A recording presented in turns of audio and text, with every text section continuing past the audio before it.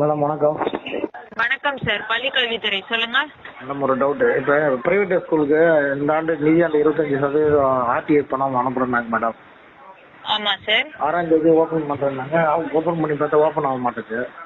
இல்ல sir, application வந்துட்டு ஆன்லைன்ல வந்துட்டு நீங்க ரெஜிஸ்டர் பண்ண முடியாது. ஃபர்தரா அவங்க படிக்கிற ஸ்கூல்லே போயிட்டு டைரக்டா ரெஜிஸ்டர் பண்ற மாதிரி இருக்கும். இப்போ வந்துட்டு எல்கேஜி ஆல்ரெடி படிச்சிட்டு இருக்காங்க, இல்ல நேத்து வரைக்கும் அப்ளிகேஷன் போட்டிருக்காங்க அப்படிங்கிற பட்சத்துல அவங்க டைரக்டா ஸ்கூல் சைட்ல போயிட்டு எனக்கு ஆர்டி அப்ளை பண்ண விருப்பம் இருக்குன்னு சொல்லிட்டாங்கன்னா அவங்க பண்ணிடுவாங்க.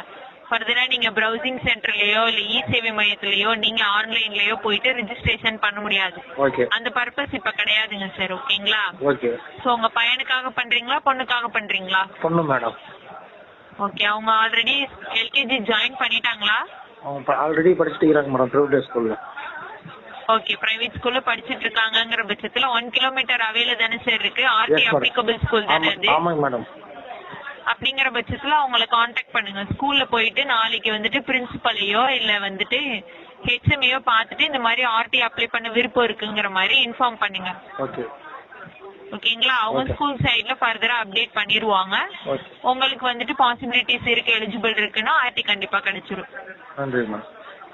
ஓகேங்களா? அவங்க பேரு எந்த மாவட்டத்துல இருந்து பேசுறீங்க? மேடம் பிரபு, கள்ளக்குறிச்சி மாவட்டம். கள்ளக்குறிச்சிங்களா? ஆமா மேடம். Okay sir. மேற்கொண்டு எது தகவல் தேவைங்கிற பட்சத்துல காண்டாக்ட் பண்ணுங்க. ரொம்ப நன்றி. நன்றி.